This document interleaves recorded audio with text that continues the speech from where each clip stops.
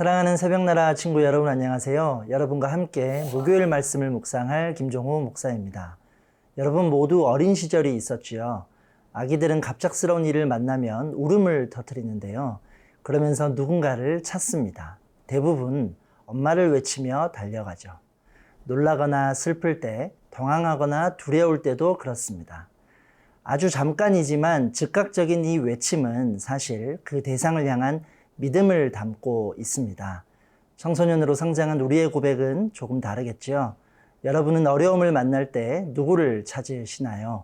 오늘 말씀의 제목은 하나님께로 질주입니다. 오늘의 말씀은 열왕기하 4장 18절에서 37절입니다. 그 아이가 자랐습니다. 어느 날 아이는 아버지와 함께 곡식을 거두는 곳에 나가 있었습니다.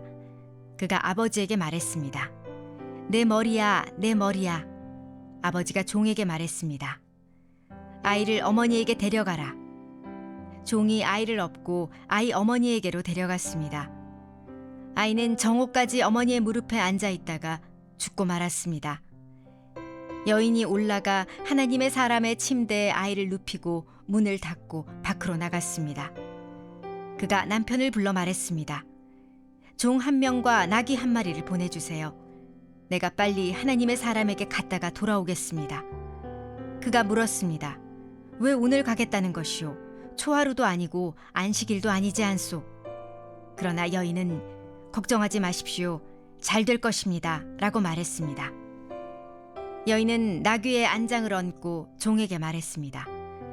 나귀를 몰고 달려가거라. 내가 말하지 않는 한 나 때문에 천천히 갈 필요 없다. 그러고는 길을 떠나 갈멜산에 있는 하나님의 사람에게로 갔습니다. 하나님의 사람은 멀리서 그 여인을 보고 그 종 게하시에게 말했습니다. 보아라, 수넴 여인이다. 달려가서 그녀를 맞고 당신 괜찮습니까? 남편은 어떻습니까? 아이는 괜찮습니까? 하고 물어라. 여인이 대답했습니다.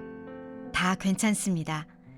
여인은 산에 있는 하나님의 사람에게 다가가서 그의 발을 3개 붙잡았습니다.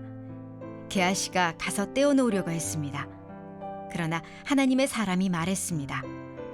가만두어라. 그 여인은 지금 쓰라린 고통 속에 있다. 하지만 하나님께서 내게 감추시고 왜 그런지 말씀하지 않으셨다.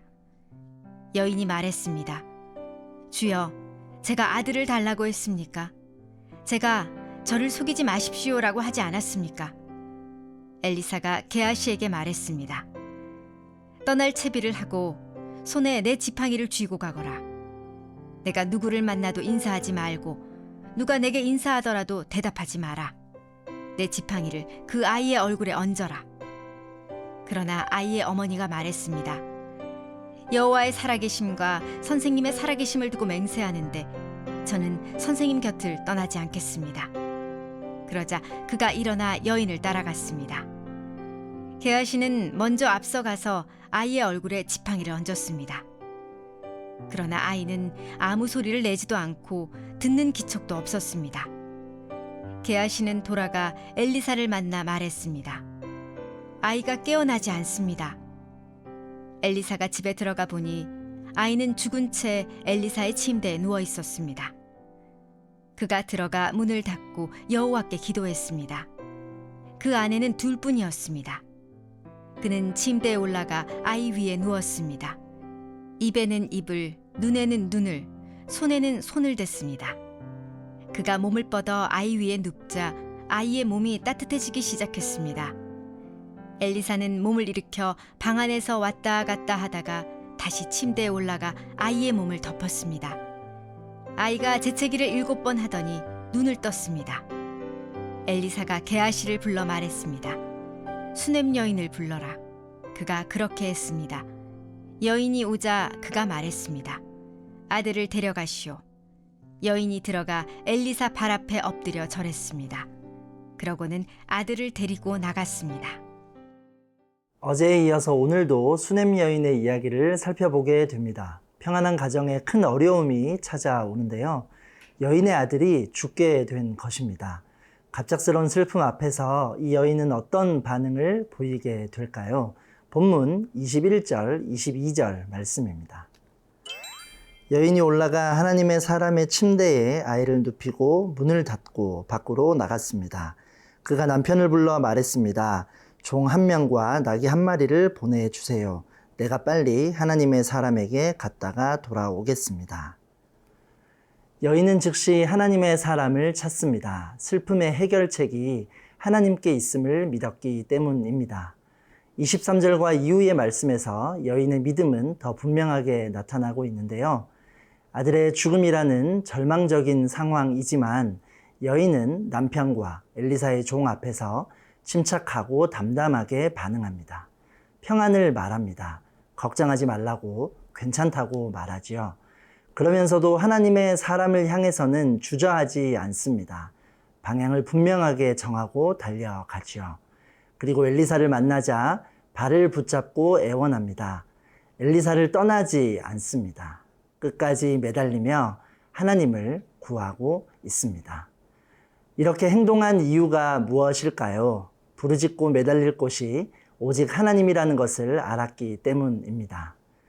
여러분, 우리는 일상에서 여러 어려움을 만납니다. 그럴 때 중요한 것은 우리가 찾아야 할 대상이 누구인지 아는 것입니다.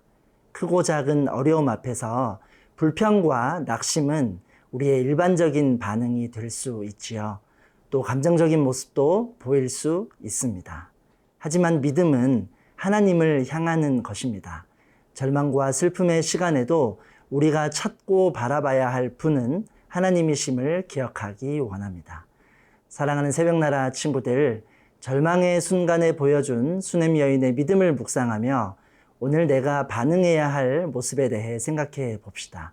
전능하신 하나님을 바라보며 그분 앞에 나아가는 오늘 하루가 되기를 축복합니다.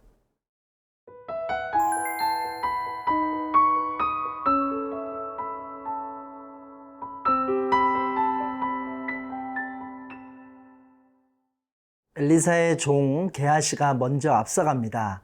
그는 아이의 얼굴에 엘리사의 지팡이를 얹습니다. 그러나 변화는 없었습니다. 엘리사가 여인의 집에 도착합니다. 아이는 죽은 채 침대에 누워 있었는데요. 그가 들어가 문을 닫고 하나님께 기도합니다. 그리고 죽은 아이 위에 엎드립니다. 입과 눈과 손을 마주댑니다. 그러자 아이의 몸이 따뜻해지기 시작합니다. 본문 35절, 36절 말씀입니다.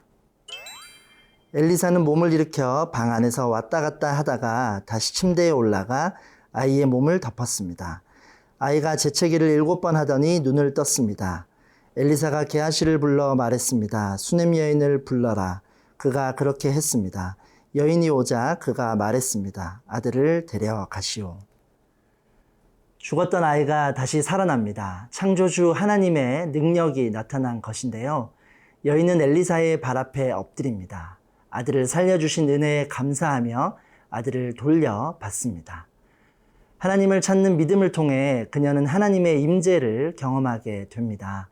생명의 주인이신 하나님을 만나게 된 것이지요.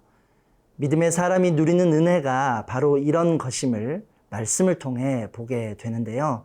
하나님의 능력을 경험했고 하나님의 영광을 보게 된 것이죠. 우리는 누구나 살면서 문제를 만납니다. 어려움이 없을 수는 없지요. 우리가 상황을 바꿀 수는 없는데요. 그러나 그 어려움을 대하는 자세는 저마다 다를 수 있습니다. 믿음의 길을 가는 사람은 문제를 견딜 수 있는 힘이 있습니다. 소망이 있지요. 그리고 그 소망으로 하나님을 바라볼 때 어려움 넘어 예비하신 하나님의 은혜를 만날 수 있음을 기억하기 원합니다. 사랑하는 새벽나라 친구들, 요즘 내가 믿음과 소망으로 하나님을 바라보며 간절하게 의지해야 할 어려운 문제가 있나요?